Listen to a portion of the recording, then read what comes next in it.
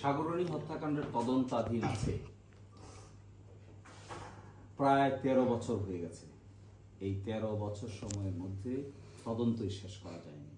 It is shameful for Bangladesh এবং total বিচার ব্যবস্থার জন্যই এটা অবমাননাকর এবং লজ্জাজনক। আমি একটা স্টেজে গিয়ে এই মামলার সঙ্গে সম্পৃক্ত হয়েছি on behalf of the family of সাগরনী। সেখানে হাইকোর্ট ডিভিশন আর 6 মাস সময় বাড়িয়ে দিয়েছেন। প্রাইমারি তদন্তে দেখা গেছে এটা কিছু সেন্সিটিভ আছে, এই জন্য কিছু জিনিস আছে বলা যাবে না, যতটুকু বলা সম্ভব আমি সেটাই বলছি আপনাদেরকে। সেই তদন্তের একটা প্রগ্রেস রিপোর্ট আসছে। এই প্রগ্রেস রিপোর্টে দেখা গেছে যে বেশ কিছু ব্যক্তির ডিএনএ টেস্টের প্রয়োজন, একাধিক ডিএনএ স্যাম্পলিং করার প্রয়োজন, যেগুলো বাংলাদেশের যে সফিস্টিকেটেড মেকানিজম আছে এটা বাংলাদেশের জুরিসডিকশনের মধ্যে পড়ে না। সেই জন্য আমেরিকাতে পাঠানো হয়েছে, সেগুলো টেস্ট করা হচ্ছে।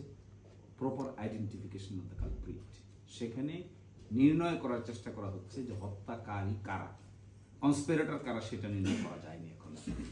ফলে আমি যতটুকু দেখেছি দ্য ওয়ার্ক ইন প্রগ্রেস, 5 সদস্য বিশিষ্ট একটা টাস্ক ফোর্স গঠিত হয়েছে।